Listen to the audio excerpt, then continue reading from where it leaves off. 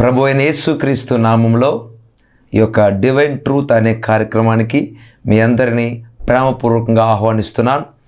మరి ఒక వారం ఈ విధంగా మిమ్మల్ని కలుసుకోవడానికి దేవుడి యొక్క కృపను బట్టి, ఆయన యొక్క మహిమ గుణాతిశయములను బట్టి మీ ముందుకు ఈ విధంగా రావటానికి, దేవుడి యొక్క వాక్యాన్ని మీతో పంచుకోవటానికి దేవుడు చూపుని మహాకృపను బట్టి సమస్త మహిమ ఘనత ఆయనకే చెల్లునుగాక. చూడండి నా ప్రియ సహోదరి సహోదరులారా, మనము ఏ విషయములోనైనాను, అంతేకాకుండా ప్రతి విషయములోనూ దేవునికి కృతజ్ఞతాస్తుతులు చెల్లించాలి. ఆయన నామమే గణపరచబడాలని బైబిల్ స్పష్టంగా తెలియజేస్తూ ఉంది. ఈనాడు నువ్వు ఏ పరిస్థితుల్లో ఉన్నా కానీ, ఎటువంటి పరిస్థితులలో నువ్వు సంతోషిస్తూ ఉన్నా, ఆనందిస్తూ ఉన్నా, నువ్వు ఏ పరిస్థితుల్లో నువ్వు జీవిస్తూ ఉన్నా కానీ ఆయన నామం మహిమపరచబడేలాగా, ఆయన నామం ప్రతిరోజు ఆయనకి కృతజ్ఞతాస్తుతులు చెల్లించాలని అదే దేవుని యొక్క చిత్తమని బైబిల్ సెలవిస్తూ ఉంది.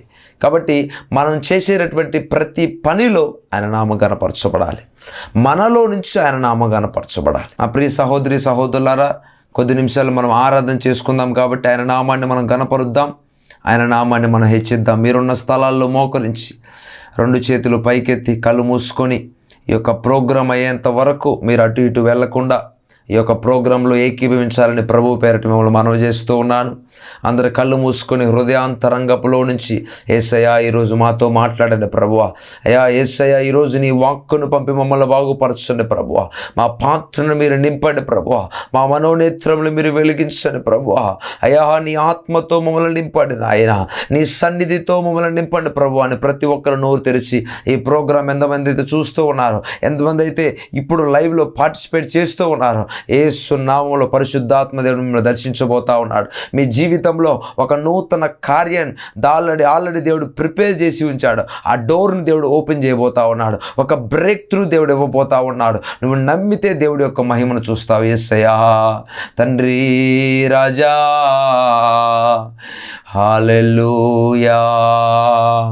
పరలోక తండ్రి ఆరాధనా, యేసు ప్రభువా ఆరాధనా.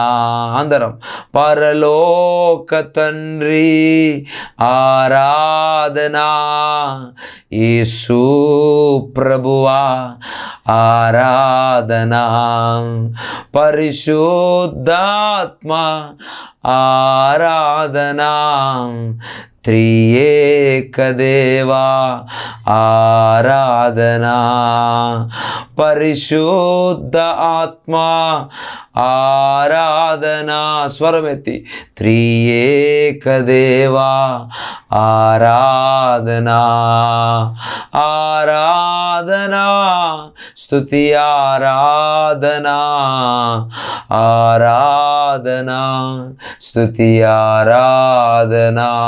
మా స్తుతి నైవేద్య బలులన్నీ నీకే యేసయ్యా అని పాడుతూ ఎల్లప్పుడూ స్తోత్రం నీకేనయ్యా, ఎనలేని దైవమా నీకేనయ్యా.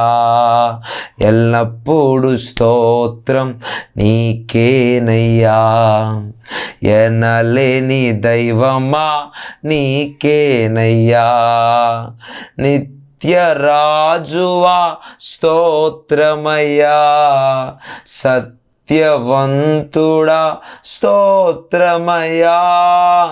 నిత్యరాజువా స్తోత్రమయ్యా, సత్యవంతుడా స్తోత్రమయ్యా. స్తోత్రం స్తోత్రం ఎల్లప్పుడూ స్తోత్రం నీకేనయ్యా, ఎనలేని దైవమా నీకేనయ్యా.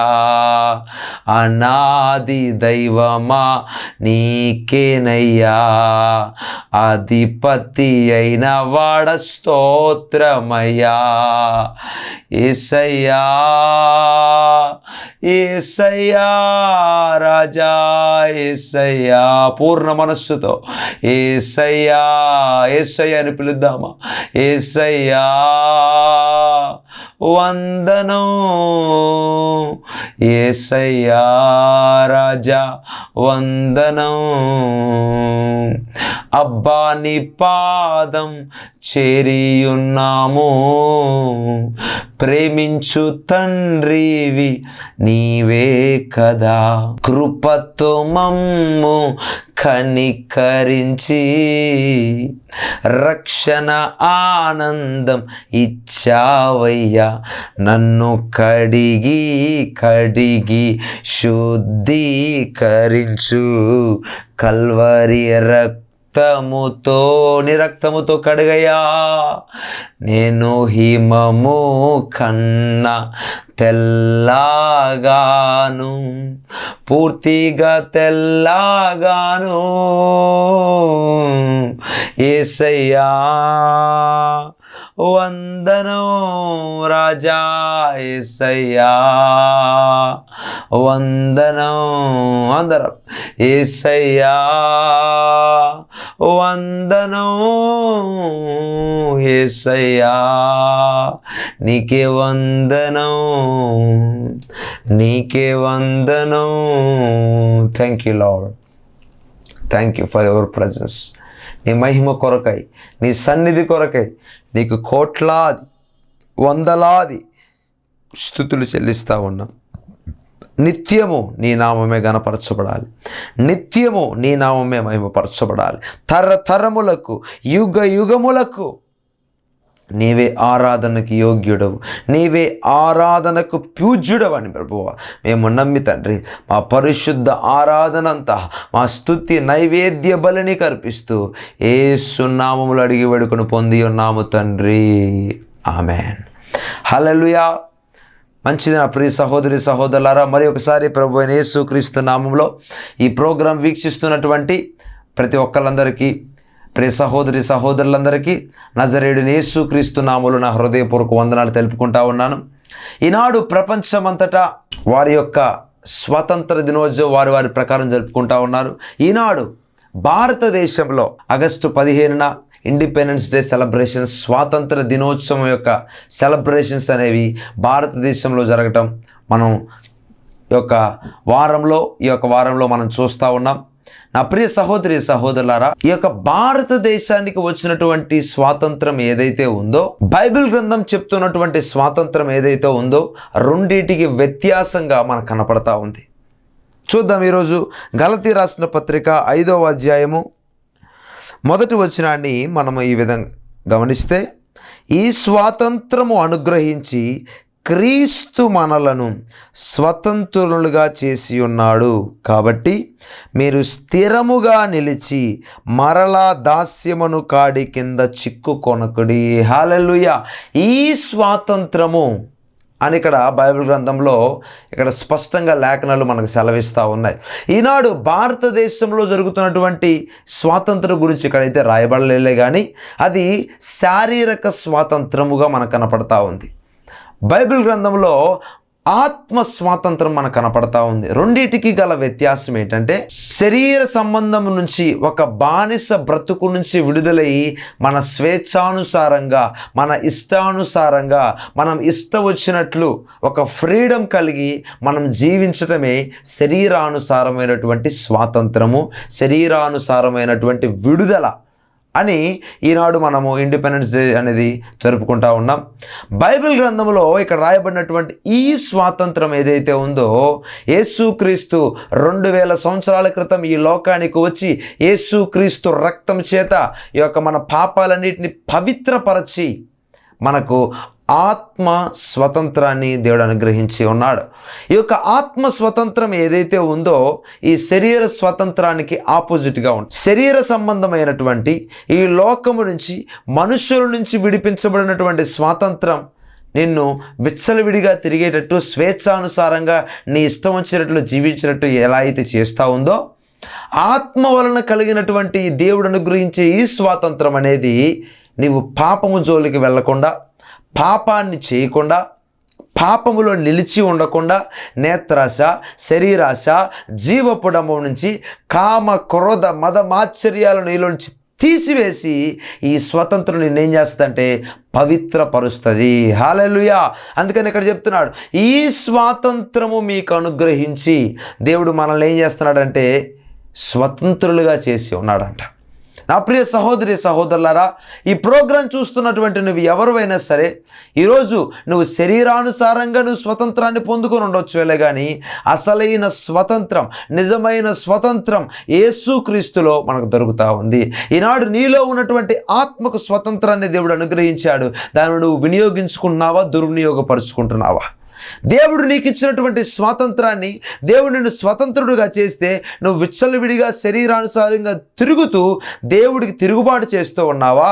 దేవుడికి ఇష్టమైన మార్గంలో నడుస్తూ, దేవుడు చెప్పినటువంటి మాటలను అనుసరిస్తూ, వాటిని ప్రవర్తిస్తూ, ఆయన ఆజ్ఞల చొప్పున నడుస్తూ, ఆయనకి ఇష్టానుసారంగా జీవిస్తూ దేవుడిచ్చినటువంటి స్వతంత్రాన్ని వినియోగించుకుంటున్నావా అని ఈరోజు పరిశుద్ధాత్మ దేవుడు నిన్ను సూటిగా ప్రశ్నిస్తూ ఉన్నాడు. నా ప్రియ సహోదరి సహోదరులారా, ఇక్కడ వాక్యం సెలవిస్తూ ఉంది, నీవు నిజంగా ఆత్మ స్వతంత్రము కలిగి నిజముగా దేవుడి చేత స్వతంత్రం కలిగిన వ్యక్తివైతే ఇక్కడ బైబిల్ చెప్తుంది, నీవు స్థిరముగా నిలవాలి.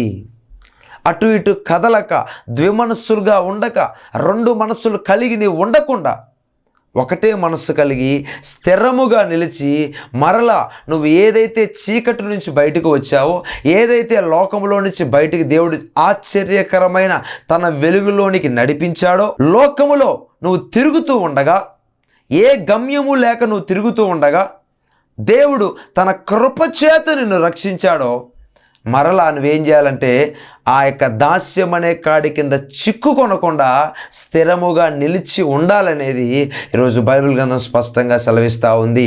అదే నిజమైనటువంటి స్వాతంత్రము, అదే ఆత్మ స్వాతంత్రం. బైబిల్ గ్రంథంలో మనం చూస్తే ఆత్మ స్వాతంత్రం గురించి యాకోబు రాసిన పత్రిక 1వ అధ్యాయము 25వ వచనంలో ఈ విధంగా రాయబడి ఉంది, అయితే స్వాతంత్రమునిచ్చు సంపూర్ణమైన నియమములో తేరి చూచి నిలకడగా ఉండువాడెవడో వాడు విని మరచువాడు కాక క్రియను చేయువాడయుండి తన క్రియలో ధన్యుడగును. హల్లెలూయా. ఇక్కడ స్వాతంత్రం ఇచ్చేటటువంటి నియమం గురించి మాట్లాడుతూ ఉన్నాడు. అదేంటంటే మనం ఇందాక చెప్పుకున్నటువంటి ఆత్మ స్వాతంత్రం గురించి మాట్లాడుతూ ఉన్నాడు. నా ప్రియ సహోదరి సహోదరులారా, ఈనాడు చీకటి నుండి ఆశ్చర్యకరమైన వెలుగులోనికి వచ్చినటువంటి నీవు, విడుదల పొందుకున్నటువంటి నీవు, బానిస బతుకు నుండి దాస్యత్వపు కాడి నుంచి బయటకు వచ్చి దేవుడు నిన్ను స్వతంత్రులుగా చేశాడు, దేవుడు నీకు విడుదల ఇచ్చాడు. ఆ స్వాతంత్రం ఇచ్చేటటువంటి నియమం చెప్తుంది ఏంటంటే, దానిలోకి నీవు తేరి చూచి, అంటే దేవుడు ఏ స్వతంత్రాన్ని ఇచ్చాడో, ఎక్కడి నుంచి దేవుడు నిన్ను బయటికి తీసుకొచ్చాడో, ఏ పరిస్థితుల్లో నుంచి దేవుడు నిన్ను నిలబెట్టాడో, ఏ పరిస్థితుల్లో నుంచి దేవుడు నిలబెట్టి నిన్ను ఆశీర్వదించాడో, ఆ స్వాతంత్ర నియమంలోనికి నీవు తేరి చూచి ఒక్కసారి నీ మనోనేత్రాలు వెలిగించుకొని, నీ బాహ్య నేత్రాలతో కాకుండా నీ మనోనేత్రాలతో, నీ ఆత్మ సంబంధమైనటువంటి నేత్రాలతో నువ్వు తేరి చూచి నిలకడగా అనే మాట ఇక్కడ చూస్తాం. నిలకడగా ఉండువాడెవడో వాడంట వినేసి వదిలిపెట్టకుండా, దేవుడు మాట వినేసి చేద్దాంలే, చూద్దాంలే అనకుండా, వినిన మాటను మర్చిపోకుండా ఇక్కడ ఏం చేస్తాడంట, క్రియను చేస్తాడంట. హల్లెలూయా.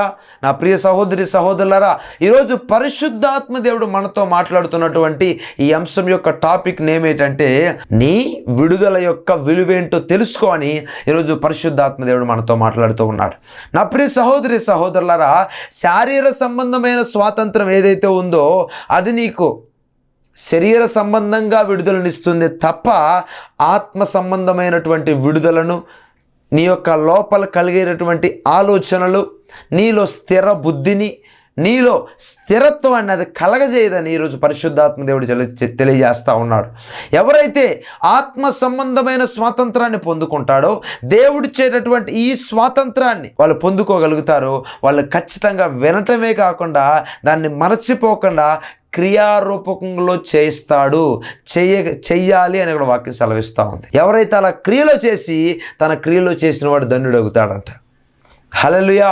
కాబట్టి నా ప్రియ సహోదరి సహోదరులారా, దేవుడు నీకిచ్చినటువంటి విడుదల యొక్క విలువని ఈరోజు నువ్వు తెలుసుకునే పరిశుద్ధాత్మ దేవుడు ఈరోజు సూటిగా ఈ ప్రోగ్రాం చూస్తున్నటువంటి నీతో సూటిగా మాట్లాడుతూ ఉన్నాడు. బైబిల్ గ్రంథంలో మనం గమనిస్తే ఈనాడు బైబిల్ గ్రంథంలో చాలామంది పితరులు కానీ, మన ప్రవక్తలైనటువంటి వారు కానీ, ఉదాహరణకి ఇశ్రాయేలు ప్రజలు కానీ, బైబిల్ గ్రంథంలో చాలామంది దేవుడు అనేక పరిస్థితుల నుంచి వాళ్ళు విడుదల చేసినా కానీ వాళ్ళ విడుదల యొక్క విలువను తెలుసుకోలేని వారుగా మనకు కనపడతా ఉంది.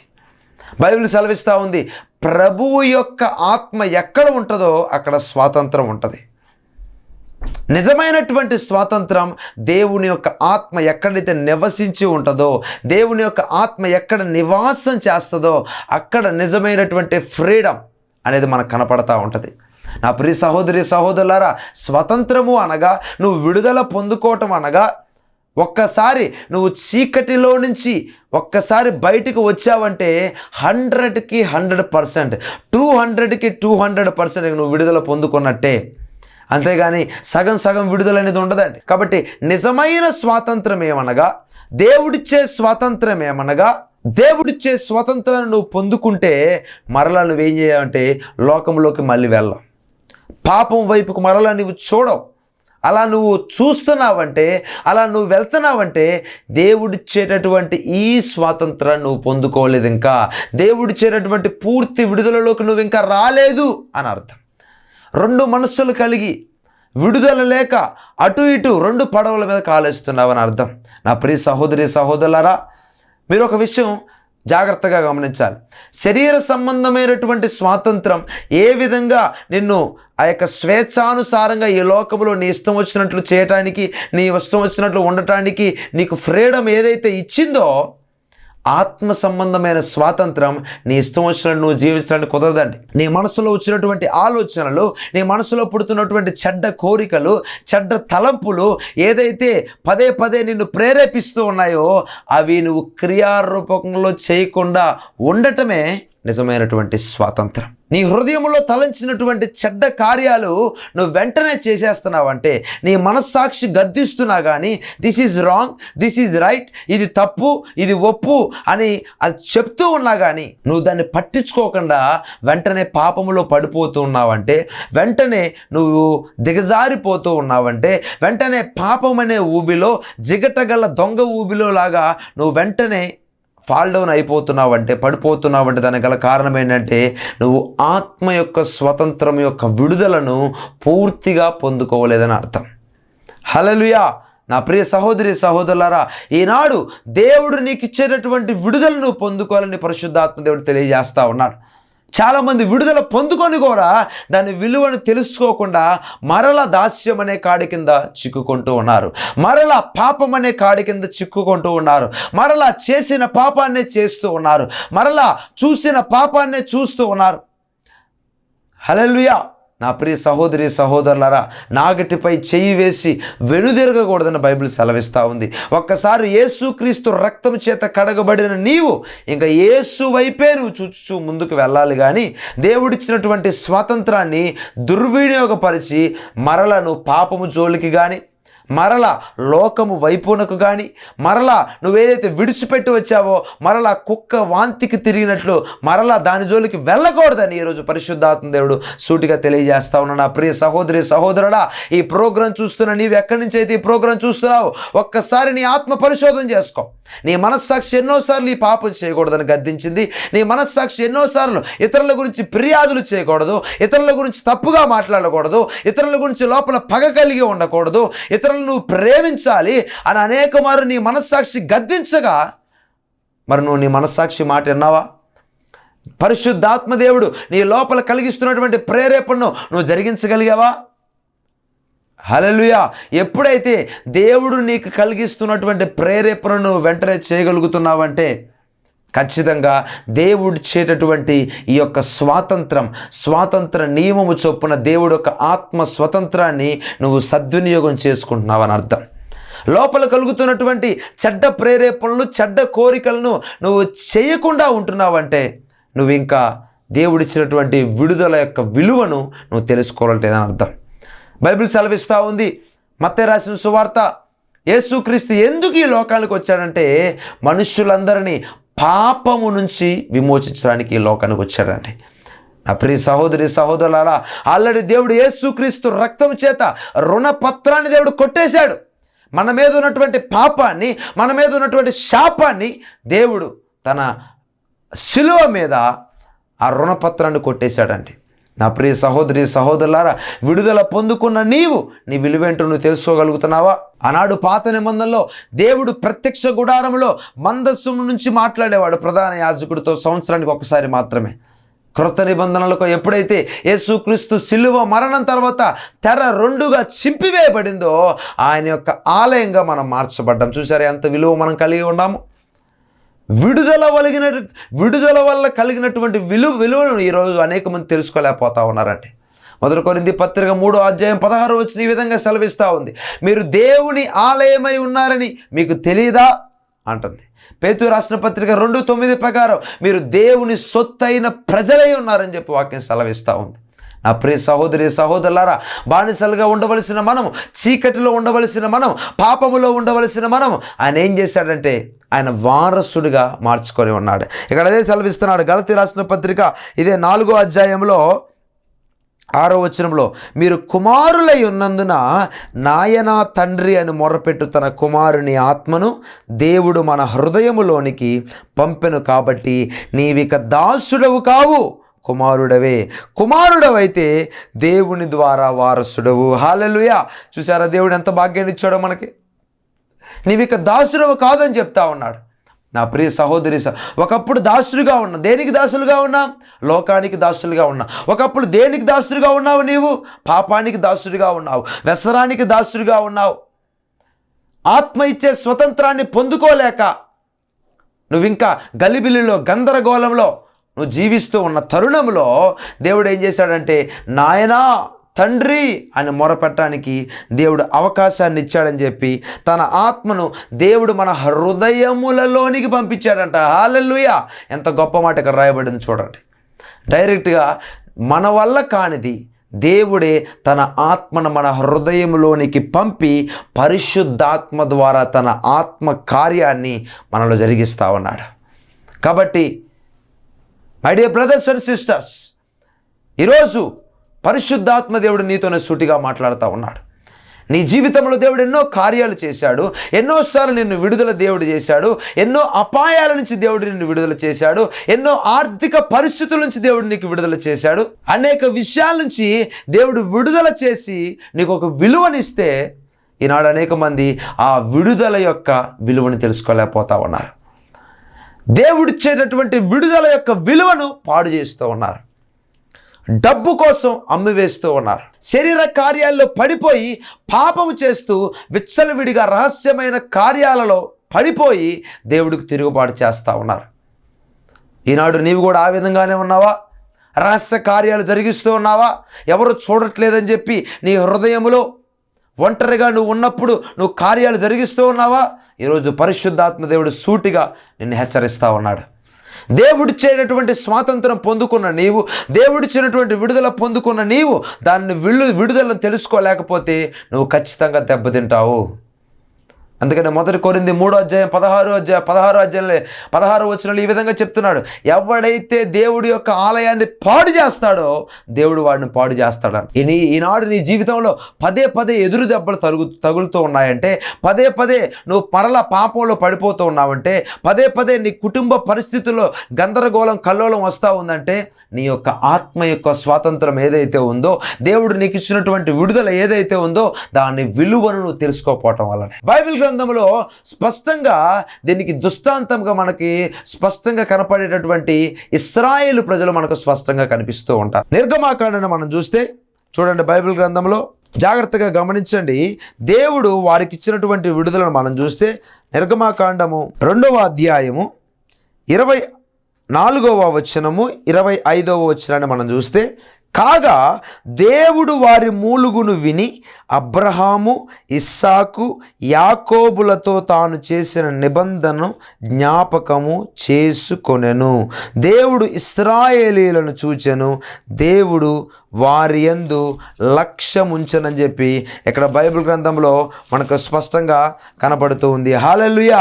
మరలా నిర్గమాకాండం 12వ అధ్యాయంలో మనకి ఈ విధంగా 41వ వచనంలో చూస్తే, ఆ 430 సంవత్సరములు గడిచిన తర్వాత జరిగినదేదనగా, ఆ దినమందే యెహోవా సేనలన్నీ ఐగుప్తు దేశములో నుండి బయలుదేరిపోయెను. హల్లెలూయా.